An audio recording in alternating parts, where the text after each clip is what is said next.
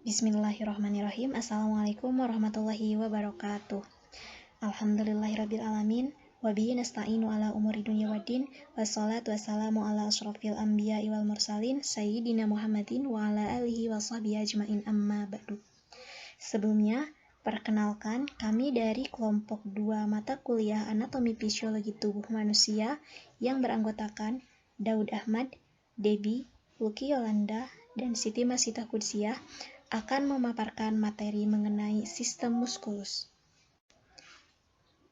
Baiklah, kita masuk ke materi pertama, yaitu sistem muskulus. Musculus berasal dari bahasa Latin, yaitu musculus, yang berarti otot. Dan dari kata inilah kemudian dikenal istilah sistema muskuler, untuk menyebut otot sebagai suatu sistem. Ilmu yang mempelajari tentang otot dikenal sebagai myologia, yang berasal dari bahasa Yunani, terbentuk dari kata myos yang berarti otot dan logos yang berarti ilmu. Sistem muskular atau perototan adalah sistem jaringan yang disebut otot pada tubuh yang memungkinkan kita dapat melakukan gerakan. Sistem muskulus terdiri dari 4. Yang pertama yaitu tendon. Tendon yaitu jaringan ikat yang menghubungkan otot dan tulang. Yang kedua yaitu ligamen, yaitu jaringan ikat yang mempertemukan kedua ujung tulang. Yang ketiga yaitu bursae, yaitu kantong kecil dari jaringan ikat antara tulang dan kulit, antara tulang dan tendon atau di antara otot. Yang keempat yaitu fascia, yaitu jaringan penyambung longgar di bawah kulit atau pembungkus otot, saraf, dan pembuluh darah. Dengan adanya sistem muskulus, tubuh manusia dapat melakukan gerak atau pergerakan dari satu tempat ke tempat lain apabila sistem otot, tulang, dan persendian beserta sistem saraf melakukan aksi secara simultan dalam satu sistem yang dikenal dengan sebutan sistem lokomotor atau sistem gerak. Otot membentuk 43% berat badan, lebih dari 1/3-nya merupakan protein tubuh, dan setengahnya tempat terjadinya aktivitas metabolik saat tubuh istirahat. Proses vital di dalam tubuh, seperti kontraksi jantung, bernafas, peristaltik usus, terjadi karena adanya aktivitas otot. Fungsi otot adalah sebagai alat gerak aktif, menyimpan cadangan makanan, memberi bentuk keluar tubuh. Untuk selanjutnya yaitu tipe jaringan otot. Tipe jaringan otot dibagi menjadi 3. Yang pertama yaitu otot polos, yang kedua otot rangka atau otot lurik, dan yang ketiga yaitu otot jantung. 1. Otot polos. Dengan karakteristik bentuk, punya satu inti berada di tengah, memiliki bentuk seperti gelendong dengan kedua ujung yang meruncing dan bagian tengahnya menggelembung. Otot polos dipersarapi oleh saraf otonom atau disebut juga dengan involuntar. Otot polos tidak memiliki serat. Otot polos terletak di organ dalam tubuh atau disebut dengan visceral. Sumber Ca2+ dari cerebrospinal. Sumber energi terutama dari metabolisme aerobik. Sistem kerja memiliki reaksi yang lambat dan tidak mudah lelah. 2. Otot lurik atau otot rangka.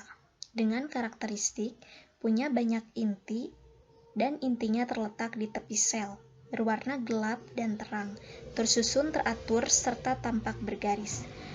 Otot lurik atau otot rangka dipersarapi oleh saraf motorik somatik atau disebut voluntar. Letak melekat pada tulang. Sumber Ca2+ dari retikulum sarkoplasma. Sumber energi dari metabolisme aerobik dan anaerobik. Kerja mempunyai kontraksi yang cepat, tidak teratur, dan mudah lelah. 3. Otot jantung. dengan karakteristik berbentuk silindris, memiliki percabangan, inti sel berada di tengah. Dipersarapi oleh saraf otonom atau involuntar, serat otot polos berserat. Letak hanya ada pada jantung. Sumber Ca2+ dari cerebrospinal dan retikulum sarkoplasma. Sumber energi dari metabolisme aerobik. Kerja, awal kontraksi lambat dan tahan terhadap kelelahan. Untuk materi kedua, yaitu struktur otot rangka. Untuk selanjutnya yaitu fungsi otot rangka. Yang pertama yaitu melakukan gerakan tubuh. Otot rangka bertanggung jawab atas gerakan yang kita lakukan. Otot rangka melekat pada tulang dan sebagian dikendalikan oleh sistem saraf pusat. Yang kedua yaitu mengatur postur tubuh. Yang ketiga yaitu menjaga keseimbangan. Otot rangka membantu melindungi tulang belakang dan membantu menjaga keseimbangan. Dalam sistem otot, ada yang disebut dengan otot inti, yang termasuk otot perut, otot punggung, dan otot panggul. Semakin kuat otot inti, maka semakin baik pula keseimbangan tubuh kita. Yang keempat yaitu mendukung peredaran darah manusia. Pada sistem otot manusia, otot jantung dan otot polos yang keberadaannya tidak disadari berfungsi membantu jantung berdetak dan aliran darah mengalir ke seluruh tubuh. Hal ini biasanya ditandai dengan adanya impuls listrik. Otot jantung ditemukan di dinding jantung. Otot ini dikendalikan oleh sistem saraf otonom yang bertanggung jawab untuk sebagian besar fungsi tubuh. Untuk selanjutnya yaitu membantu proses pernapasan. Diafragma adalah otot utama yang bekerja selama pernafasan. Saat kita bernafas lebih berat seperti saat berolahraga, diafragma memerlukan bantuan dari otot lain, seperti otot perut, otot leher, dan otot punggung. Untuk selanjutnya, yang nomor 6 adalah mendukung proses pencernaan. Sistem otot manusia juga berfungsi dalam membantu proses pencernaan. Saat tubuh mencerna makanan, prosesnya dikendalikan oleh otot-otot polos yang ditemukan di saluran pencernaan. Otot polos melemas dan menegang saat makanan melewati tubuh selama proses pencernaan berlangsung. Otot-otot ini juga membantu mendorong makanan keluar dari tubuh kita melalui buang air besar atau muntah ketika sakit. Untuk selanjutnya yaitu struktur otot rangka. Yang pertama yaitu tendon. Hampir semua otot rangka menempel pada tulang. Tendon yaitu jaringan ikat fibrosa, tidak elastis, yang tebal dan berwarna putih yang menghubungkan otot rangka dengan tulang. Untuk selanjutnya yaitu fascia. Otot rangka merupakan kumpulan fasciculus, yaitu berkas sel otot berbentuk silindris yang diikat oleh jaringan ikat. Seluruh serat otot dihimpun menjadi satu oleh jaringan ikat yang disebut dengan epimysium atau fascia. Setiap fasciculus dipisahkan oleh jaringan ikat, perimysium. Di dalam fascicle, endomysium mengelilingi satu berkas sel otot. Di antara endomysium dan berkas serat otot tersebar sel satelit yang berfungsi dalam perbaikan jaringan otot yang rusak. Struktur otot rangka selanjutnya yaitu sarkoplasma dan sarkolema. Unit struktural jaringan otot ialah serat otot yang memiliki diameter 0,01 sampai 0,1 mm dan memiliki panjang 140 mm. Besar dan jumlah jaringan, terutama jaringan elastik, akan meningkat sejalan dengan penambahan usia. Setiap satu serat otot dilapisi oleh jaringan elastik tipis yang disebut dengan sarkolema.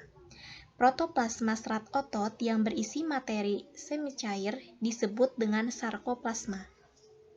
Di dalam matriks serat otot terbenam unit fungsional otot yang berdiameter 0,01 mm yang disebut dengan myofibril. Struktur otot rangka selanjutnya yaitu ada myofibril. Myofibril memiliki diameter 1-2 mm. Myofibril juga ialah merupakan suatu filamen yang berbentuk panjang yang berjalan sejajar terhadap satu dengan yang lainnya untuk membentuk serat otot. Di bawah mikroskop, myofibril akan tampak seperti pita gelap dan terang yang bersilangan. Pita gelap atau thick filamen dibentuk oleh miosin. Pita terang dibentuk oleh aktin, troponin, dan tropomiosin. Telah dijelaskan sebelumnya bahwasannya aktin adalah protein pembentuk filamen halus. Aktin ini ada dua untai. Di dalam aktin ada protein troponin dan tropomiosin. Selain itu juga ada sisi untuk pengikat miosin. Dan miosin adalah protein pembentuk filamen tebal yang bertugas menarik aktin ketika kontraksi otot terjadi. Untuk selanjutnya yaitu sarkomer.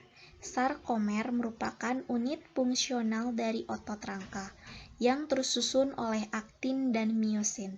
Telah dijelaskan bahwasannya aktin adalah protein pembentuk filamen halus dan miosin adalah protein pembentuk filamen tebal. Selain aktin dan miosin, sarkomer memiliki daerah-daerah lain di dalamnya. Ada 4 daerah. Yang pertama yaitu pita I, pita A, zona H, dan garis Z. Pada pita I hanya ada aktin di dalamnya. Sementara itu, pita A memiliki aktin dan miosin sekaligus. Lalu zona H hanya memiliki miosin saja. Dan garis Z itu sebagai penghubung antar sarkomer. Untuk selanjutnya yaitu retikulum sarkoplasma, yaitu jejaring kantung dan tubulus yang terorganisir pada jaringan otot. Retikulum endoplasma di sel lain terdiri dari tubulus-tubulus yang sejajar dengan myofibril, yang pada garis Z dan zona H bergabung membentuk kantung atau disebut juga dengan lateral sac yang dekat dengan sistem tubulus transversal. Di mana retikulum sarkoplasma ini sebagai tempat penyimpanan ion Ca2+. Tubulus T yaitu saluran untuk berpindahnya cairan yang mengandung ion. Tubulus T dan retikulum sarkoplasma berperan dalam metabolisme, eksitasi, dan kontraksi otot. Untuk selanjutnya yaitu komposisi otot rangka. Otot rangka terdiri dari sel sebanyak 85%, ekstrasel 15%. Sel terdiri dari air sebanyak 75%, solut 25%. Solut terdiri lagi dari protein 80% dan lain-lainnya 20%. Protein terdiri dari fibrilar 65% dan sarkoplamik 35%. Fibrilar terdiri dari miosin 55%, aktin 20%, tropomiosin 7%, troponin 3%, dan lain-lainnya 15%.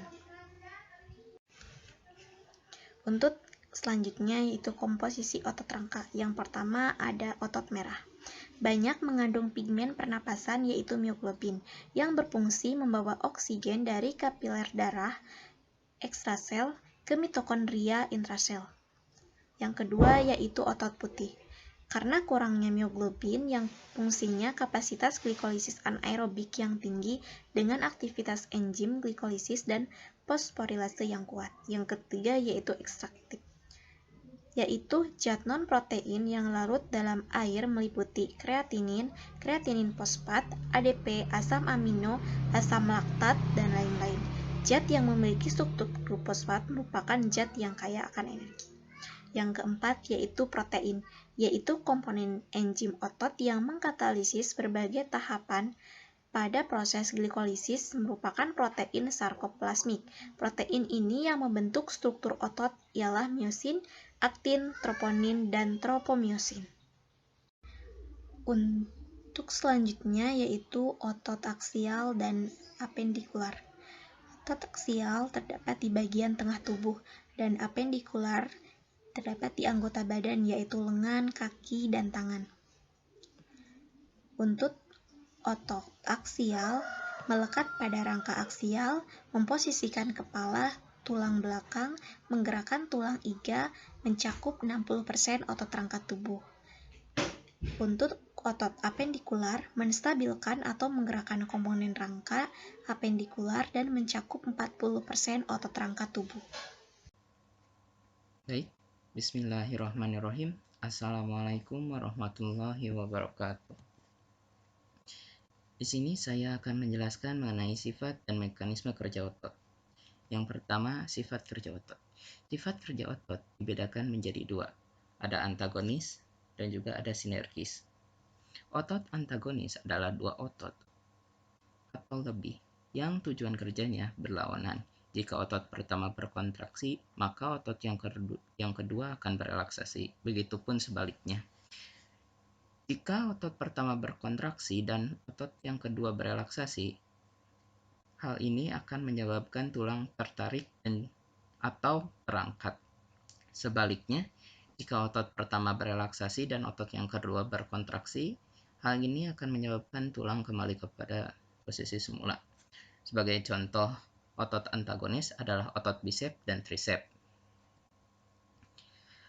Adapun kerja otot antagonis juga akan menimbulkan efek gerak berlawanan lainnya. Sebagai contoh, ekstensor meluruskan dan fleksor membengkokkan. Ada abduktor menjauhi badan dan aduktor mendekati badan. Ada depresor ke bawah dan aduktor ke atas.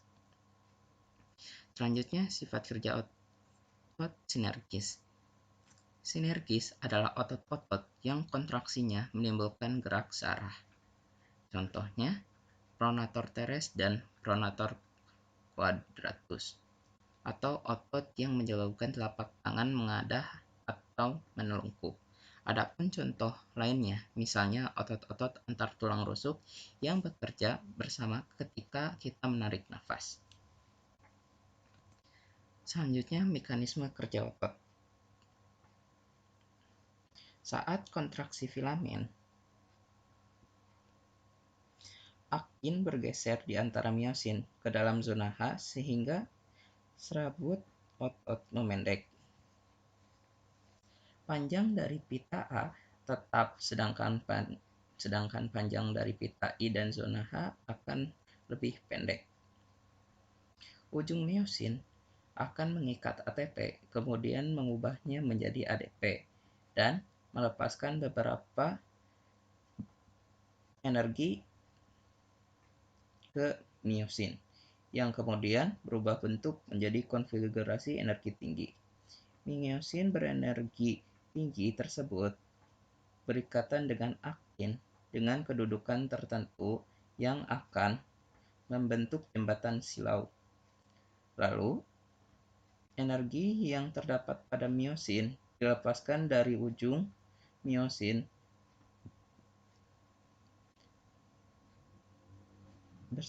yang beristirahat dengan energi yang rendah. Keadaan inilah yang dinamakan relaksasi.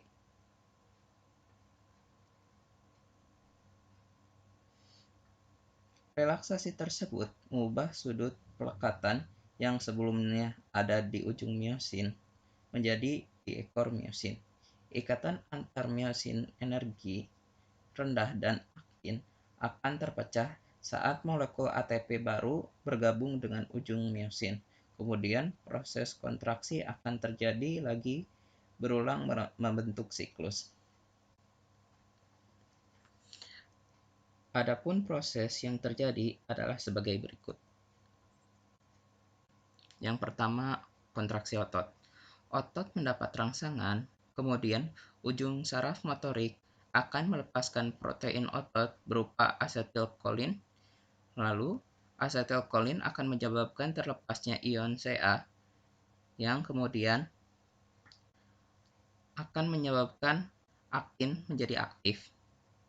Saat aktin menjadi aktif akan memecah ATP dan aktin aktif akan merangsang pembentukan aktomiosin yang akan menyebabkan otot lebih pendek yang akan menyebabkan gejala yang disebut otot kontraksi.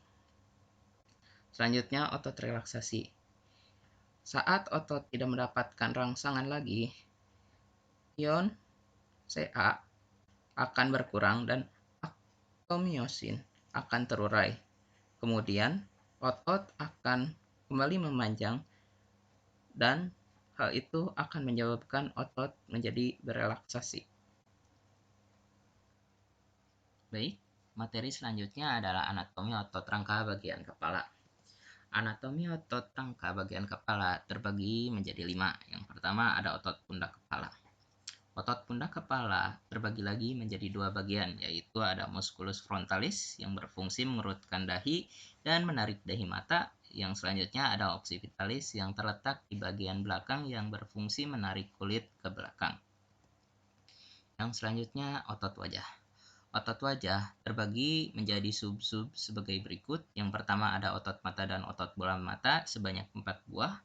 Yang selanjutnya ada musculus obliges oculi atau otot bola mata yang terdapat di sekeliling mata yang berfungsi untuk memutar mata. Yang selanjutnya ada musculus orbicularis oculi atau otot lingkar mata yang terdapat di sekeliling mata yang berfungsi sebagai penutup mata. Dan yang terakhir ada musculus levator palpebra superior yang terdapat pada kelopak mata yang memiliki fungsi untuk menarik atau mengangkat kelopak mata ke atas pada waktu membuka mata. Yang selanjutnya otot mulut atau bibir dan pipi. Otot mulut atau bibir dan pipi terdiri atas musculus triangularis dan musculus orbicularis oris atau otot sudut mulut yang berfungsi untuk menarik sudut mulut ke bawah. Yang selanjutnya ada musculus quadratus labii superior atau otot bibir atas yang mempunyai origo pinggir, lekuk mata menuju bibir atas dan hidung.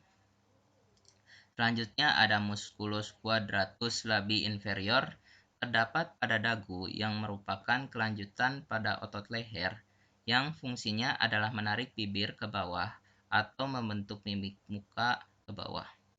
Yang selanjutnya ada musculus buccinator yang membentuk dinding samping rongga mulut yang fungsinya menahan makanan sewaktu mengunyah.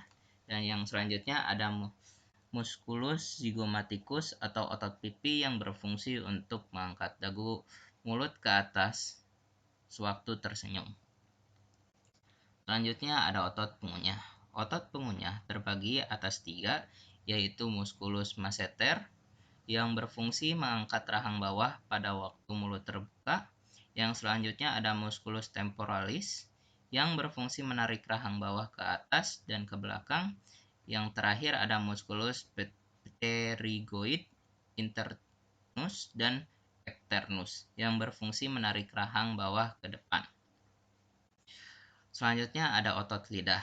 Otot lidah terbagi atas 2, yaitu otot musculus genioglossus yang berfungsi mendorong lidah ke depan dan musculus styloglossus yang berfungsi menarik lidah ke atas dan ke belakang.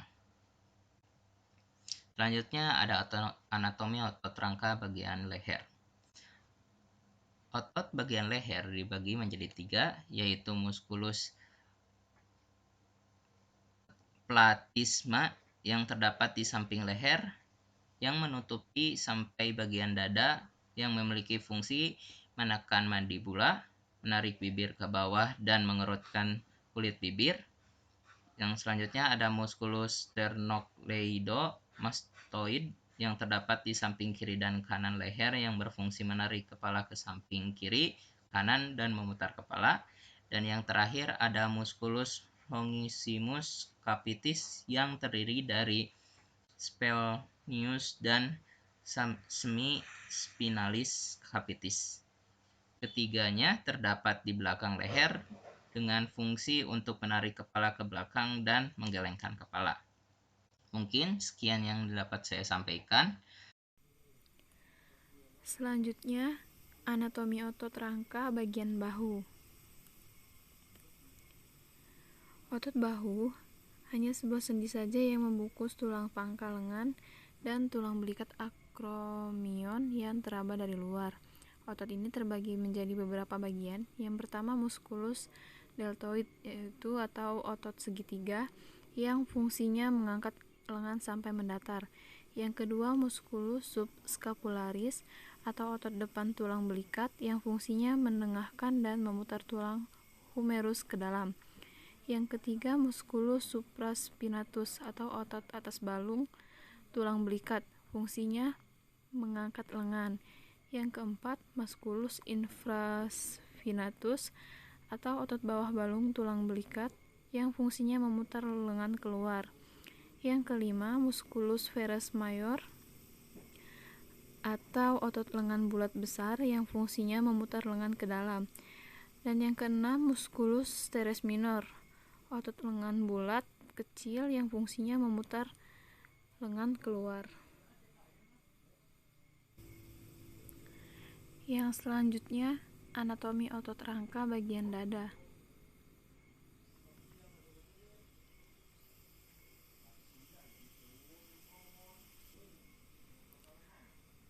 Otot ini terdiri atas yang pertama musculus pectoralis major atau otot dada besar.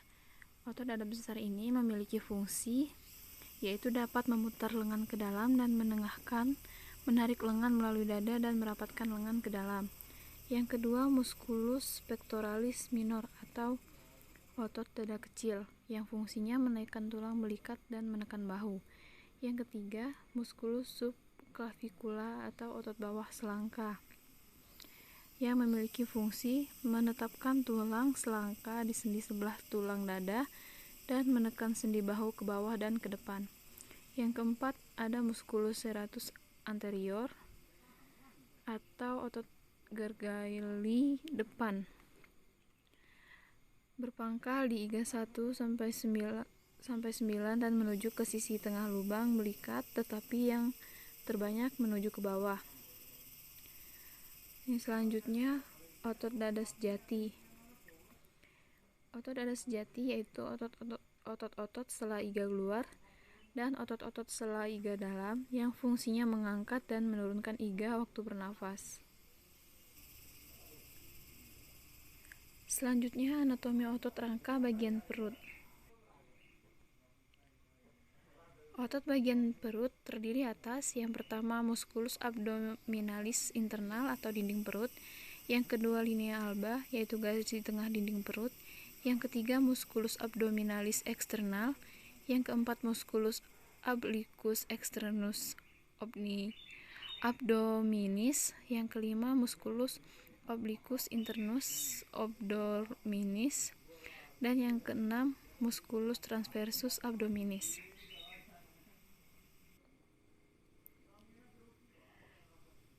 Yang selanjutnya anatomi otot rangka bagian punggung. Bagian otot punggung ini dibagi menjadi 3 bagian.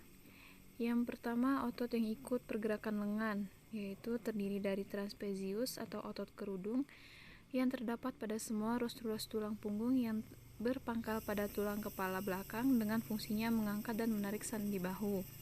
Kemudian musculus latissimus dorsi atau otot punggung lebar berpangkal pada ruas tulang punggung yang kelima dari bawah fascia lumboid, tepi tulang punggung dan iga 3 di bawah. Gunanya menutupi ketiak bagian belakang, menengahkan dan memutar tulang pangkal lengan ke dalam. Yang ketiga musculus rhomboid atau otot belah ketupat, yaitu berpangkal dari laju duri dari tulang leher, ruas tulang punggung dari sini menuju ke pinggir tengah tulang belikat. Gunanya menggerakkan tulang belakang dan iga. Yang kedua, otot antara ruas tulang belakang dan iga. Otot yang bekerja menggerakkan tulang iga atau otot bantu pernafasan terdiri dari 2 otot, yaitu yang pertama musculus serratus posterior inferior atau otot gergaji belakang bawah yang gunanya menarik tulang iga ke bawah waktu bernafas. Yang kedua musculus serratus posterior superior yang gunanya menarik tulang iga ke atas waktu bernafas. Kemudian yang ketiga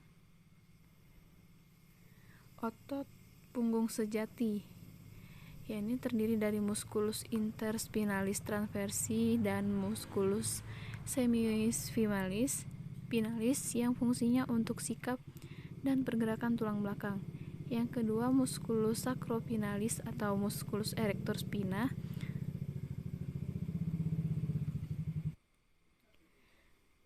yang fungsinya memelihara dan menjaga kedudukan kolumna vertebra dan pergerakan dari ruas tulang belakang. Yang ketiga, musculus quadratus lumborum yang terletak antara crista liliaca dan os costa.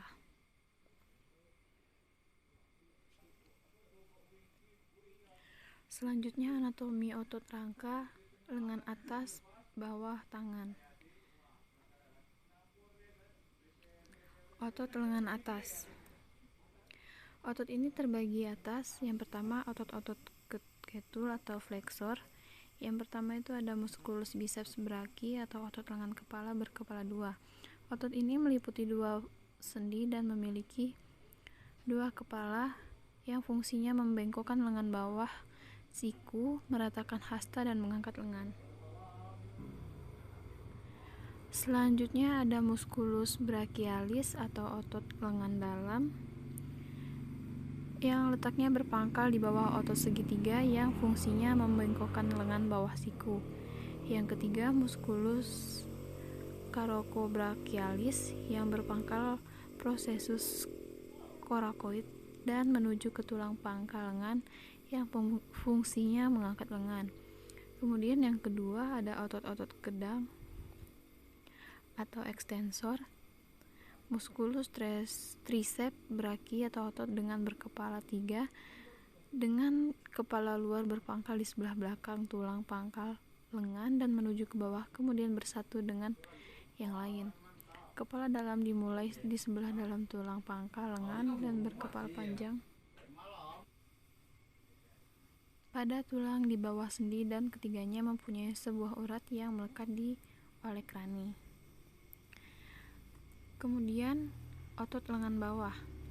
Otot lengan bawah ini terbagi atas. Yang pertama, otot-otot kedang yang memainkan peranannya dalam pengetulan di atas sendi siku, sendi-sendi tangan, sendi-sendi jari, dan sebagian dalam gerak silang hasta yang terbagi menjadi 5 bagian. Yang pertama, musculus extensor carpi radialis longus. Yang kedua, musculus extensor carpi radialis brevis. Yang ketiga, musculus extensor carpi ulnaris. Ketiga otot ini fungsinya adalah sebagai ekstensi lengan atau menggerakkan lengan.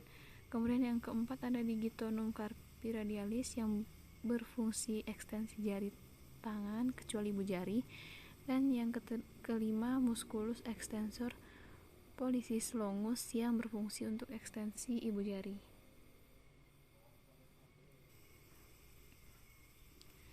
Kemudian yang kedua, otot-otot ketul yang mengendangkan siku dan tangan serta ibu jari dan meratakan hasta tangan.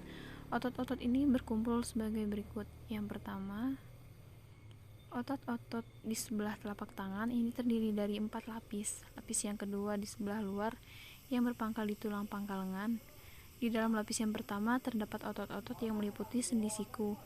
Sendi antara hasta dan tulang mengumpil sendi di pergelangan yang fungsinya dapat membengkokkan jari tangan. Lapis yang keempat adalah otot-otot untuk sendi-sendi antara luar hasta dan tulang pengumpil. Dan di antara otot-otot ini tersebut, yang pertama otot silang hasta bulat atau musculus pronator teres yang berfungsi dapat mengerjakan silang hasta dan pembengkokan lengan bawah situ. Yang kedua, otot-otot ketul untuk tangan dan jari tangan dibagi menjadi 4. Yang pertama, musculus palmaris ulnaris yang fungsinya mengetulkan lengan. Yang kedua, musculus palmaris longus yang musculus flexor carpi radialis, musculus flexor digitor sublimis yang fungsinya fleksi jari kedua dan kelingking. Yang selanjutnya, musculus flexor digitorum profundus yang fungsinya fleksi jari 1, 2, 3, dan 4. Yang terakhir yaitu musculus flexor pollicis longus yang fungsinya fleksi ibu jari. Kemudian yang ketiga, otot yang bekerja memutar radialis atau pronator dan supinator yang terdiri dari yang pertama musculus pronator teres a quadratus yang memiliki fungsi sebagai pronasi tangan, kemudian musculus spinator brevis yang memiliki fungsi sebagai supinasi tangan, kemudian otot-otot di sebelah tulang mengumpil yang fungsinya membengkokkan lengan di siku, pembengkokan tangan ke arah tulang mengumpil atau tulang hasta. Dan yang terakhir yaitu otot-otot di sebelah punggung atas yang fungsinya meluruskan jari tangan. Bismillahirrahmanirrahim. Assalamualaikum warahmatullahi wabarakatuh. Pada pembahasan selanjutnya yaitu mengenai anatomi otot rangka pada bagian otot tungkai. Adapun yang dimaksud dengan tungkai adalah anggota gerak bawah yang meliputi seluruh gerak kaki, mulai dari pangkal paha sampai dengan jari kaki. Tungkai sendiri memiliki peranan penting dalam penampilan gerak dan dibagi menjadi dua bagian, yaitu tungkai atas dan tungkai bawah. Otot-otot yang ada di tungkai bagian atas, menurut Percy Evelyn, terdiri dari otot tersor fatialata, yang berfungsi sebagai stabilisasi pada bagian yang berdekatan dengan panggul dan merupakan rotator internal sekunder. Lalu ada otot abduktor dari paha yang berfungsi sebagai stabilisasi pada bagian paha. Kemudian otot partus laterae yang berfungsi sebagai ekstensor persendian lutut. Lalu otot rectus femoris, otot sartoros, vastus medialis, otot abduktor, otot gluteus maximus, dan otot paha lateral dan medial. Untuk tungkai bawah adalah tungkai pada betis. Otot-otot yang terletak pada daerah tungkai bawah, menurut Percy Evelyn, terdiri dari otot tibialis interior, yang berfungsi mengangkat pinggir kaki sebelah tengah dan membengkokkan kaki. Lalu ada otot prongius lengus, kemudian otot extensor digatorium longus. Lalu ada otot gastrocnemius yang terletak paling superficial membentuk sebagian besar dari betis. Kemudian ada otot soleus yang berfungsi sebagai plexor yang kuat pada sendi pergelangan kaki. Lalu ada otot malleolus, otot retinacula bawah, otot tendon Achilles yang fungsinya meluruskan kaki di sendi tumit dan membengkokkan tungaki bawah lutut.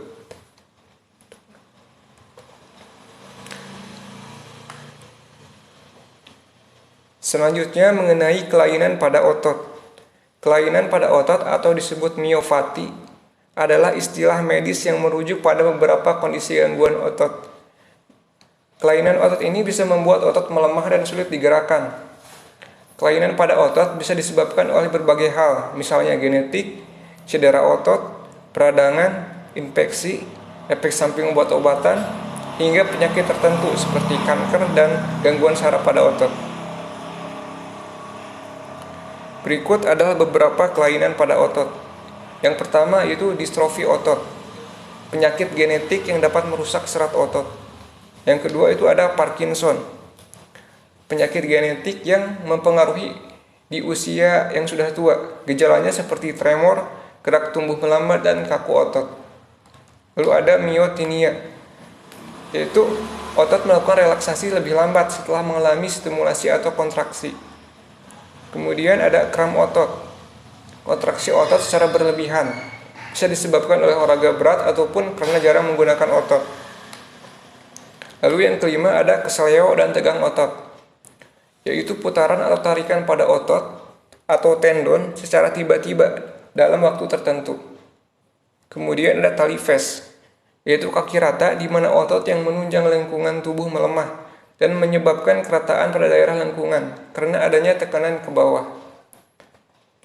Lalu yang terakhir ada atrofi otot, yaitu kehilangan massa otot atau massa otot yang menurun.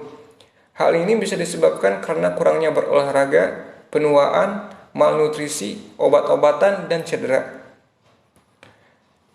Sekian pemaparan dari saya. Terima kasih atas perhatiannya, semoga bermanfaat. Wassalamualaikum warahmatullahi wabarakatuh.